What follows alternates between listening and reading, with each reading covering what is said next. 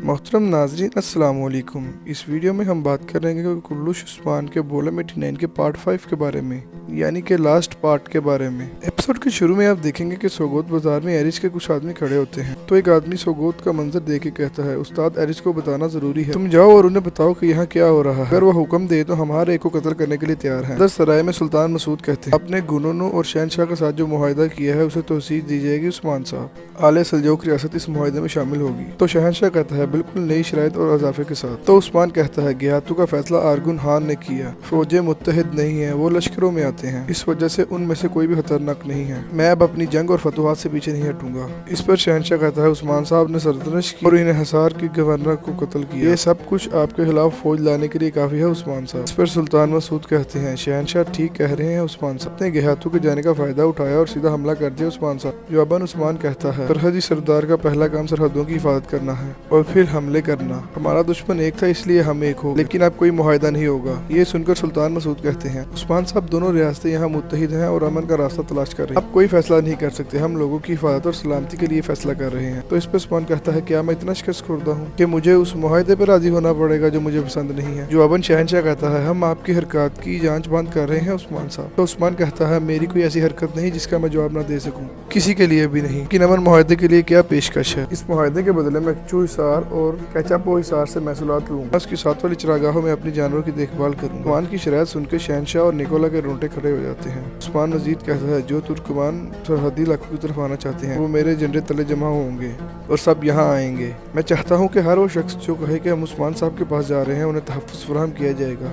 मैं चाहता हूँ कि उन्हें घोड़े दिए जाएंगे, मैं चाहता हूँ कि उन्हें तलवारें दी जाएंगी, और जहाँ तक निकोला का ताल्लुक है, जो कानें मेरे पास हैं मेरी ही होंगी। मैंने अपनी शराइत पेश की, आपने सुना, मैं अब आपकी बात का इंतजार कर रहा हूँ। शराइत सुनकर निकोला शहनशाह को ना का इशारा करने की कोशिश करता है, लेकिन शहनशाह कहते हैं कि इन शराइत को कबूल करने के लिए गनूर को बनाना बहुत मुश्किल है, लेकिन उसके बावजूद भी ठीक है। शहनशाह की तरफ से हाँ करने पर निकोला आग बगोला हो जाता है, आंखें फाड़ फाड़ कर शहनशाह को देखता है। वाहिदे के बाद उस्मान और निकोला सराय से बाहर आते हैं और निकोला उस्मान से कहता है, उस्मान साहब आपको वही मिला जो आपने चाहा और अब आप जा रहे हैं। हाँ? जिस पर उस्मान कहता है, लेकिन अब भी तुम्हारी रूह तुम्हारे जिस्म में है निकोला। जिस पर निकोला कहता है, मुझे उस मुआहदे की बिल्कुल भी फिक्र नहीं जो उन दो बूढ़ों ने की, मैं तुम्हें मार डालूंगा, तुम जानते हो। तो जवाबन उस्मान कहता है, तुम्हें पहले मुआहदे को तोड़ना होगा निकोला, मैं इसका इंतजार करूंगा, तब मैं अपनी तलवार से तुम्हारी जान ले लूंगा। ये सुनकर निकोला कहता है, क्या तुम देखते हो कि मैं कितना पुरसुकून हूँ उस्मान, ये तूफान से पहले की खामोशी है। कहते साथ ही निकोला अपने सिपाहियों के साथ वहाँ से चला जाता है। अंदर सराय में शहनशाह कहता है, हमें ये करना पड़ा, एक शहनशाह का अपनी रियासत को रवा दवा रखने के अलावा और कोई मकसद नहीं हो सकता। और फिर दोनों खड़े हो जाते हैं।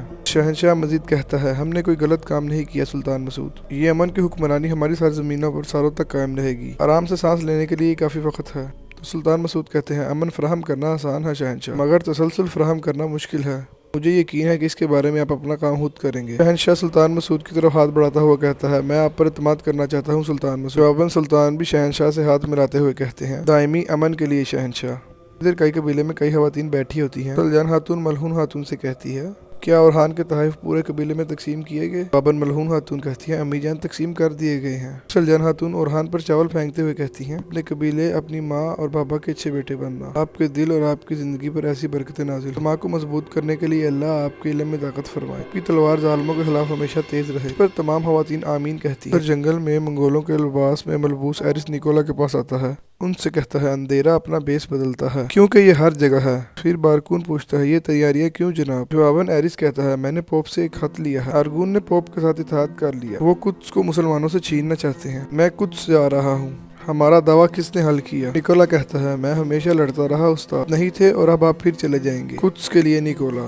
फिर बारगून कहता है, और मुझे आप पर भरोसा था जनाब, अब मैं क्या करूँ? जवाबन एरिस कहता है, मैंने तुम्हें 2 कबीले दिए बारकुन, तुम मजबूत हो, अपनी इस ताकत को खूब इस्तेमाल करो और इसमें मजीद इजाफा करो।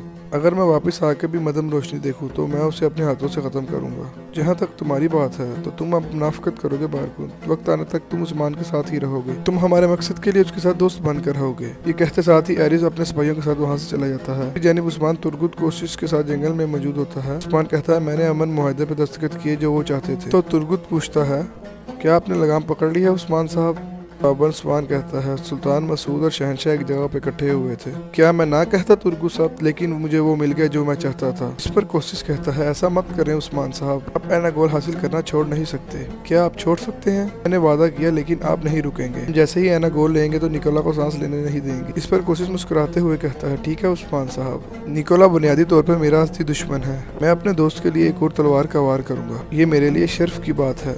इस पर तुर्गुत कहता है आइए निकोला को एक और मुश्किल सूरत हाल में छोड़ते हैं कोशिश, आइए उसे एक के बाद एक थप्पड़ मारें और एनागोल किले पर कई झंडे लहराएं। तो उस्मान साहब कहते हैं इस वजह से निकोला अगर मादनियात नहीं दे तो मैंने कहा कि मैं मुआहदा नहीं करूँ। जवाबन कोशिश कहता है ये मादनियात ना होती तो निकोला की आमदनी आधी रह जाती। इस पर उस्मान कहता है मादनियात कई से ताल्लुक रखती हैं। ये सुनकर तुर्गुत कहता है इस तरह अपनी ताकत देना जब उसके लोग उसे पीठ फेरते हैं ताकि उनका हथियार और उनका माल जाया हो जाए। निकोला को आप दिखा देने दें उस्मान साहब। तो उस्मान कहता है मैंने उसकी राह काट दी जो एनागोल को जाती है, अब उसकी शाहराह काटने जा रहा हूँ। उधर जंगल में निकोला बाज़ंतीनी सिपाहियों से मुखातिब होते हुए कहता है बहादुर बाज़ंतीनी बेटो, हमारा कोई ताल्लुक नहीं रहा, ना बुज़दिल शहनशाह से ना उस गद्दार गुनूर से। अच्छा अब हमें क्या करना चाहिए? हम अपने घोड़ों पे मशरिक या मगरिब की तरफ सवार होंगे। मैं हर उस शख्स को जमा करूंगा जो अपनी तलवार बेचता हो। निकोला के सामने सोने से बड़े संदूक भी पड़े होते हैं। निकोला मजीद कहता है तुम उस्मान की औलाद को खत्म कर दोगे और उस्मान को मेरे पास लाओगे, क्या तुम समझे? तो तमाम सिपाही एक जुबान होकर कहते हैं हम समझ गए, हम समझ गए। इसके साथ ही निकोला घोड़ा गाड़ी से उतरकर आगे बढ़ता है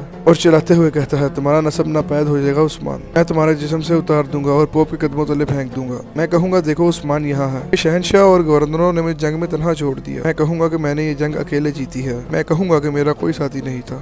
मैं कहूंगा कि मैं शहनशाह बन गया। मैं आया निकोला। मैं तुम्हारी 7 नस्लों के लिए कब्र खोदूंगा उस्मान। मैं तुम्हारी औरतों, बच्चों और बुजुर्गों को एक दूसरे के ऊपर दफन करूंगा उस्मान। मैं कसम खाता हूँ कि मैं कोशिश को किले में दोहराऊंगा। तुर्गुत को तुम पर इतना भरोसा है, मैं उसे उसके कबीले में ही दोहराऊंगा।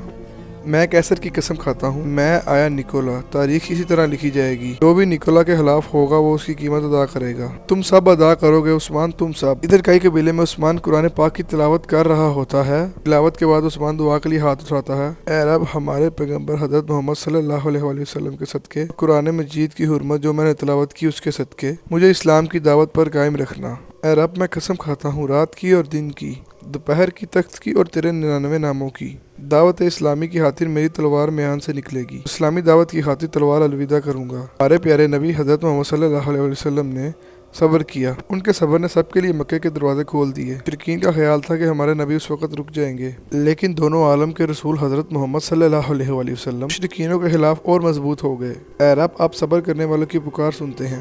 एनागोल की फतह हमें नसीब फरमा।